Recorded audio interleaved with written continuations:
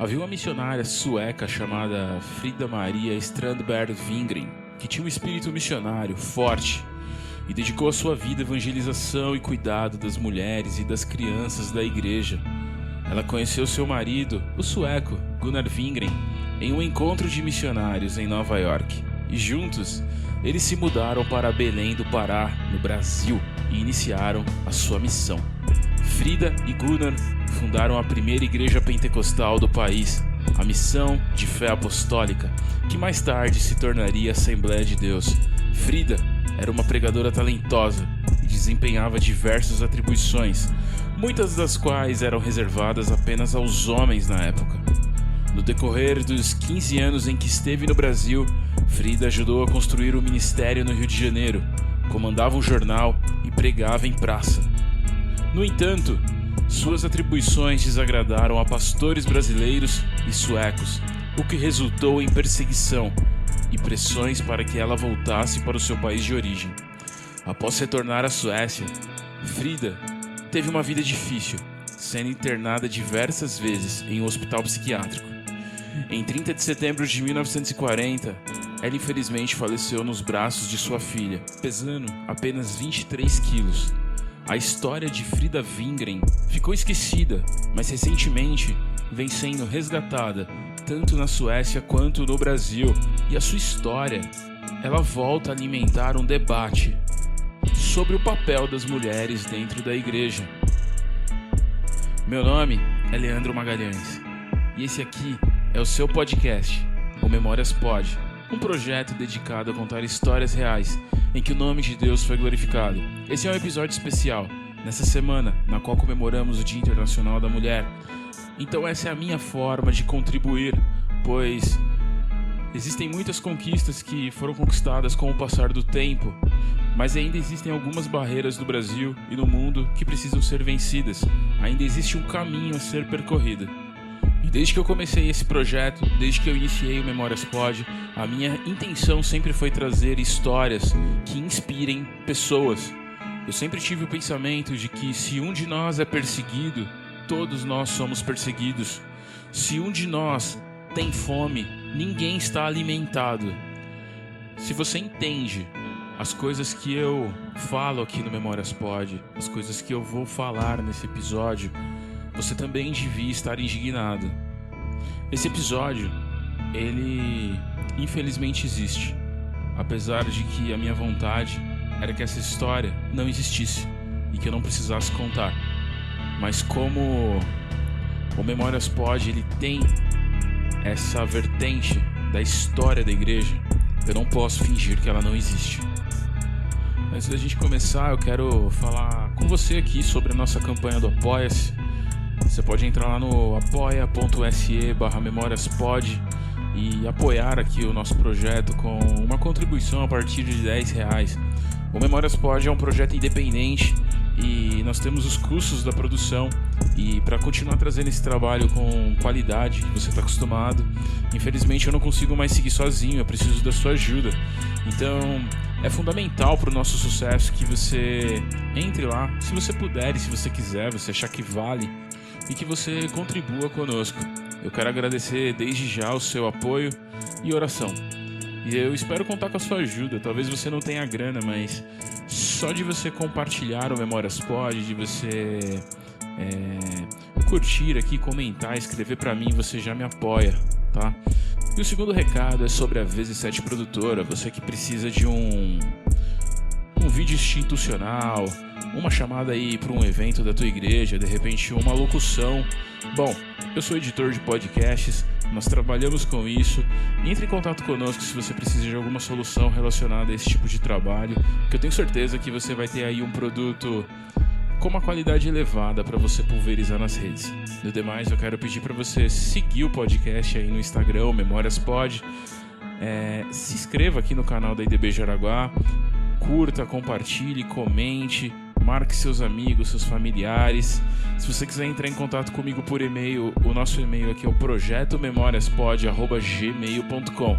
Agora sim, finalmente, vamos pro episódio.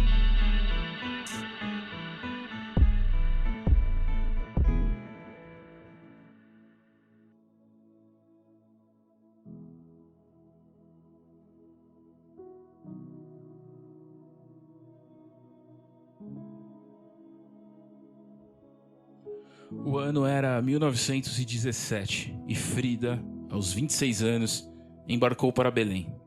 Enviada pela Igreja Filadélfia, uma denominação pentecostal baseada em Estocolmo. Seu objetivo era juntar-se a Gunnar Wingren, um missionário que havia fundado a Assembleia de Deus no Brasil 7 anos antes. Eles haviam se conhecido quando Gunnar estava na Suécia, para arrecadar fundos e visitar a família. Ao contar sobre sua missão no Brasil, Frida se apaixonou pela ideia e decidiu acompanhá-la. 3 meses depois de desembarcar no norte do país, Frida se casou com Gunnar em uma cerimônia realizada pelo pastor sueco Samuel Nistrom, que, ironicamente, se tornaria um dos seus maiores antagonistas. No início, Frida limitou seu trabalho aos serviços sociais da igreja, tradicionalmente entregues às mulheres. Ela cuidava dos filhos, zelava pelos órfãos, visitava os idosos e os doentes, a verdadeira religião. Frida ia frequentemente aos centros afastados que isolava pacientes com hanseníase do restante da população, os chamados leprosários. Enquanto isso, Gunnar, missionário por vocação, estava constantemente viajando em busca de expandir o trabalho da igreja. No entanto, sua saúde frágil o fazia voltar para casa doente quase sempre. As particularidades da região que escolheu para pregar não ajudavam, já que ele pegou malária várias vezes. Com o tempo, Frida assume cada vez mais as atribuições de Gunnar em Belém. Ela começa a traduzir os hinos da igreja sueca para português, canta, toca e até mesmo prega. Ela transforma os boletins entediantes dos missionários em histórias incríveis. No entanto, ela começa a bater de frente com o pastor Samuel Nistrom, que era radicalmente contra que as mulheres pudessem pregar. Nistrom passa a reclamar de Frida em toda oportunidade que lhe aparece.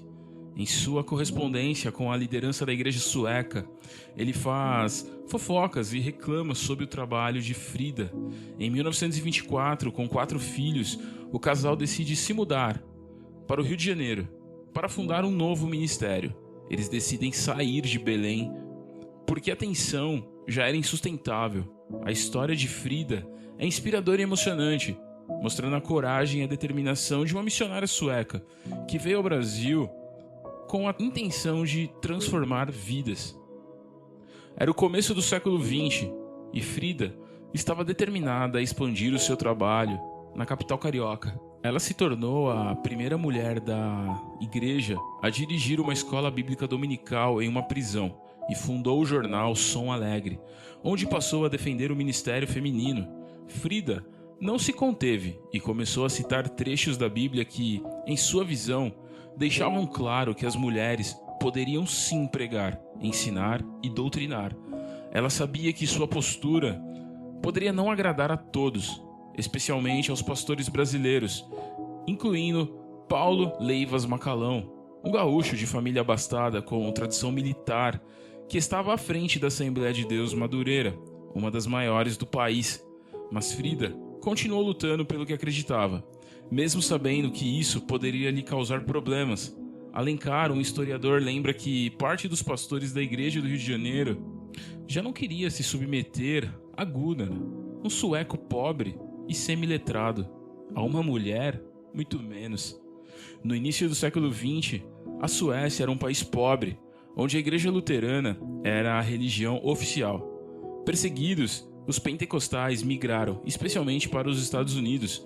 Os que vieram para o Brasil escolheram Belém, porque na época, graças à riqueza gerada pela borracha, era uma das cidades mais ricas do país.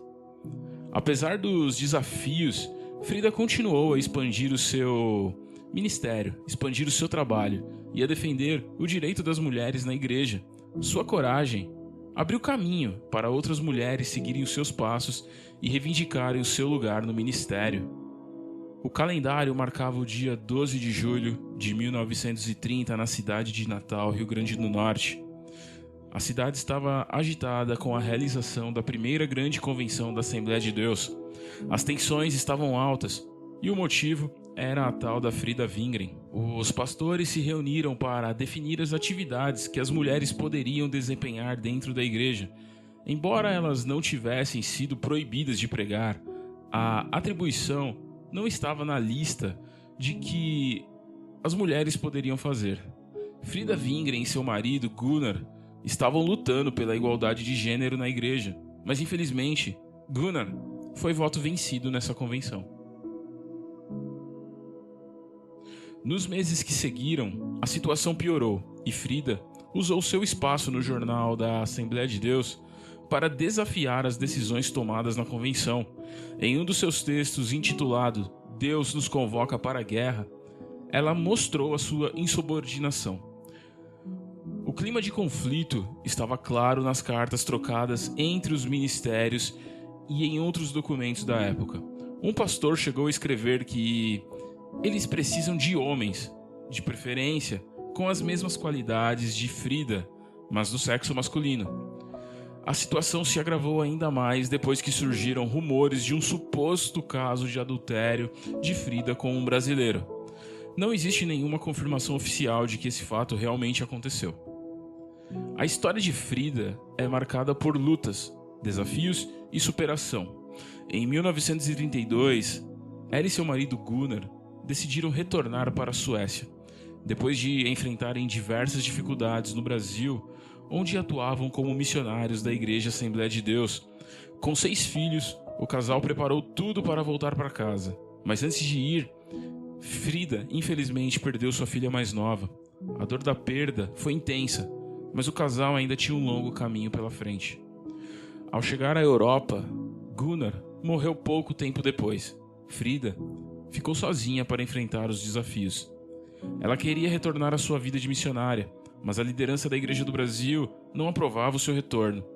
Na Suécia, suas aspirações também foram tolhidas por Lewis Petrus, um dos maiores líderes da Igreja Pentecostal do país. Ele era conhecido por ser empreendedor e polêmico. Diante dos reiterados pedidos de Frida para voltar ao Brasil, Petrus negou o pedido, alegando que o seu trabalho no anterior país havia prejudicado a missão. Frida não desistiu, levantou recursos por conta própria e decidiu ir para Portugal para dar continuidade à missão.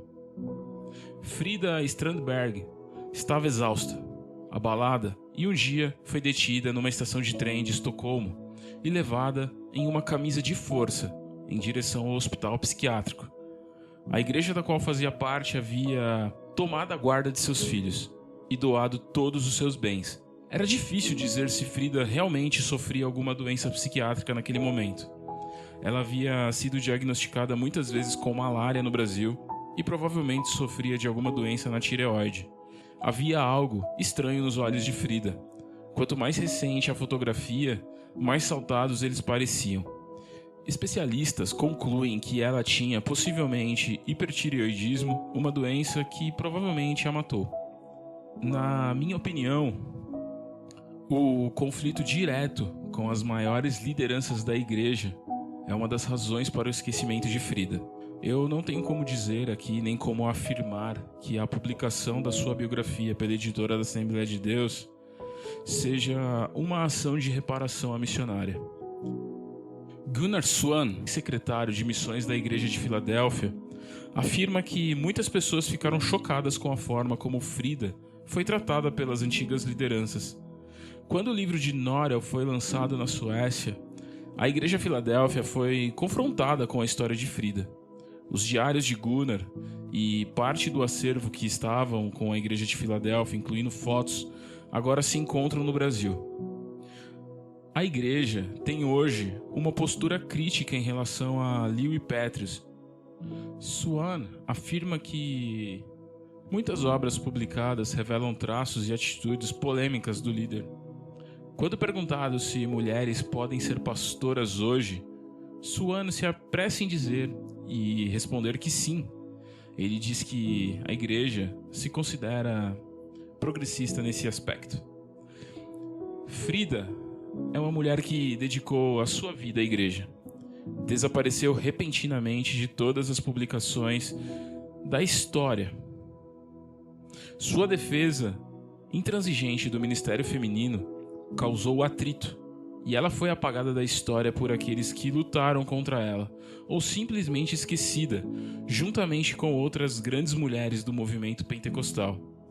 Eu não tenho como dizer se a invisibilidade de Frida durou quase 80 anos porque ela foi dada como culpada pelo adultério ou simplesmente por ser mulher. Sua história e participação no desenvolvimento da igreja foram esquecidos, e a igreja atirou a pedra do esquecimento sobre ela, sem compaixão. Eu não consigo determinar com certeza se a história de Frida foi apagada propositalmente, mas as evidências sugerem que sim. Pelo menos existiu uma vontade de não contar a sua história, e por isso a sua história ficou engavetada por 80 anos. Somente na segunda década do século XXI é que começou a haver um retorno à memória do que se foi e do que representou Frida para o movimento pentecostal brasileiro, especialmente para a Assembleia de Deus. Frida foi uma mulher no mínimo 100 anos à frente do seu tempo, e é por isso que eu, hoje, aqui resgato a história dessa mulher, essa heroína esquecida. Hoje, Frida é o retrato claro de um movimento que tenta sair de dentro para fora de uma denominação predominantemente conservadora. O Ministério Feminino tem hoje um exemplo que tenta resgatar a influência feminina vivida no início da igreja. Seja ou não contestado, esse legado existe. E é claro, pela quantidade, qualidade e importância do ministério de Frida que vemos nos primeiros anos. Hoje, é uma grande utopia pensarmos em uma situação de igualdade de oportunidades e de reconhecimento dos ministérios femininos. Isso é fruto dos 80 anos de silêncio. Frida era resiliente e opositora ao contexto social daquela época. Ela se tornou uma figura de destaque nos primeiros anos. Um dos maiores movimentos evangélicos do país tem o seu DNA. Sua dedicação era sobre-humana e o seu trabalho sempre crescente, em quantidade, qualidade e impacto.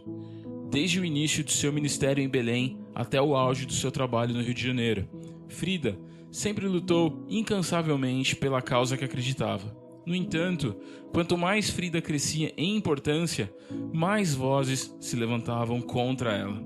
A sua relevância rendeu muitas inimizades e acabou sendo derrotada pelos que queriam a silenciar. Mesmo o pentecostalismo, que trouxe muitas mudanças nas igrejas evangélicas, não conseguiu derrubar o patriarcalismo existente.